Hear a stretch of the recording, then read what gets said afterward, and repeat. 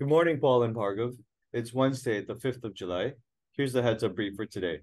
For the Southeast Asia production, we covered 24 issues. In North Asia, we covered 6, and for Australasia and the Pacific Islands, we covered 8.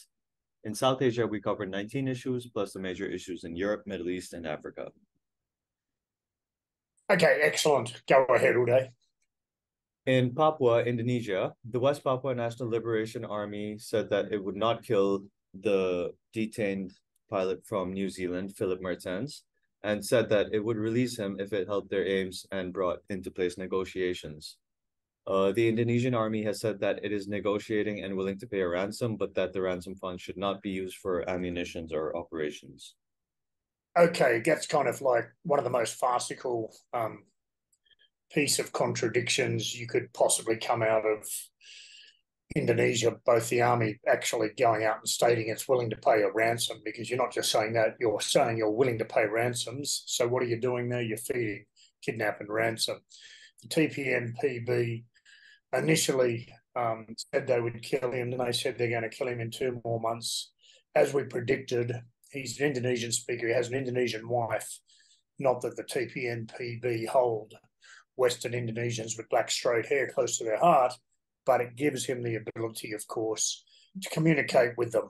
And from the little bits of video snippets we've seen, he certainly managed to carefully develop a rapport. So we did predict also they're unlikely to kill him.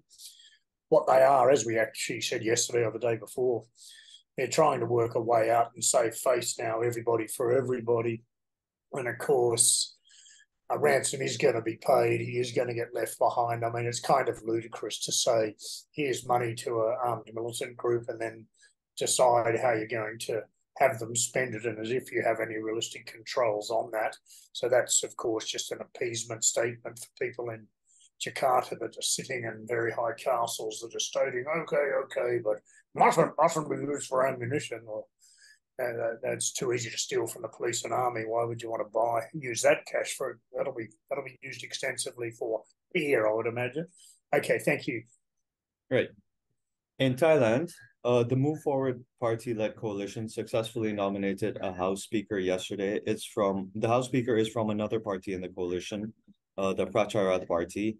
This came as a compromise between the Move Forward Party and the Phua Thai Party.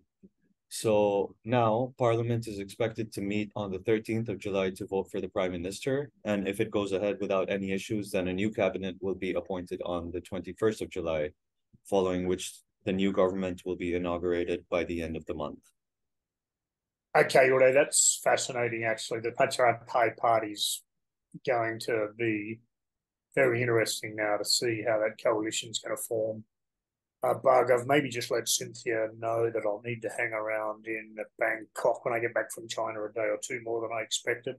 I'd like to be around to see how the Prime Minister vote goes, and also the aftermath in case there are untoward turns in the midst. Okay? Certainly, Paul. Right. Thank you. And in Papua New Guinea, at least 35 people were arrested for their involvement in riots and unrest in Koki in Port Moresby. The riots and unrest broke out on the 3rd of July and led to widespread looting and unrest in the area, and security forces were unable to control the situation for quite a few hours. Look, PNG, as well as having a high risk, has a very volatile risk. It's an extremely difficult place to, one, predict, and two, to also know when and how and if the security forces are going to get things under control. Widespread reminder to all clients, if you're going to PNG, there can be no novices going unprotected or unescorted there. It looks like a modern city, but it's far from it. Again, I'm not going to harp on this. We mention it all the time, but the government simply doesn't have any commitment to funding their security forces, yet expects miracles from them. The head of police, Manning, keeps talking about it. Politicians keep demanding he gives them better security. They only ever have an interest in it when it becomes a political issue for them.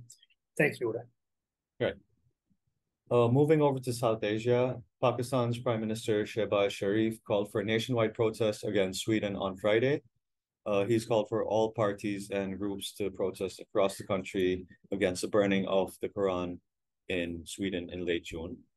Meanwhile, the terrorist group Lakshad-e-Jhangvi said that it would target Christians and churches in Pakistan as a response to the Quran burning. This is a classic case of a prime minister and his family, rather his party, trying to stay relevant and hold on to whatever little popular traction they've got at the ground level heading into an election. Such moves are quite dangerous in a country like Pakistan and across South Asia for that matter. And the groups such as Lakshar-e-Jhangvi will be emboldened to act on such popular gimmicks by the Prime Minister himself. So we'll have to watch closely how this evolves, especially at the ground level in major cities, as well as some of the conservative parts of the country, such as Khyber Pakhtunkhwa and Quetta or Balochistan. Great, we'll keep an eye out on that. And in Sri Lanka, the foreign minister, after a recent visit to China, said that China's Sinopec was looking to set up an oil refinery in Sri Lanka. And he also added that the China Harbor Engineering Corporation was considering investing about 1.2 billion US dollars in the Colombo Port City project. All right, that's interesting and a positive development for Sri Lankan economy, which was down and out a few months ago. Their inflation was over 50%, now it is 12%, and their foreign exchange reserves were below 1 billion. Now it's not out of danger because it's still around $3 billion, but a positive development indeed. Great. And moving over to Europe, as per data, Russia's crude oil and diesel exports are currently higher than in the period before the war with Ukraine, with India and China being the main export destinations. All right, thank you. And lastly, regarding the Russia-Ukrainian conflict, authorities from both sides yesterday accused each other of planning an imminent attack on the Zaporizhzhia nuclear power plant. Thank you. Nothing further from my end today. You don't want to be that nuclear plant right now, do you? When both sides are talking about it, it's whether they're going to attack it or whether they're talking it up. It's not ideal to have such talk about a nuclear plant. I think we need to monitor all things pertaining to nuclear, not just nuclear energy, but also potential tactical strikes very, very closely. One of these countries is getting backed into a corner. One of them may reach that approach. It's more likely Russia would take that option, but so far NATO has done nothing but lie, going back to the Minsk agreements, going back to existential threats. So we can't assume they wouldn't lie about that either. Just continue to be really critical in your thinking there, because this so-called Ukrainian expansion is only going to come if NATO, this isn't an accident when I say puts more troops in there. It's naive to think that NATO-related and US Western-related SF aren't already in there. Only a fool would not see that. But unless they openly decide they're going to get involved, then I just can't see that. What have they been calling it now for about 5 months? We're going to make an imminent advance and counterattack. Well, they've kind of blown the element of surprise by talking about it every day for at least a quarter. Okay. Yeah, we'll keep an eye out on this closely. That's a heads up brief for today. Anything else? No, thanks a lot. I understand you're all busy. Cheers.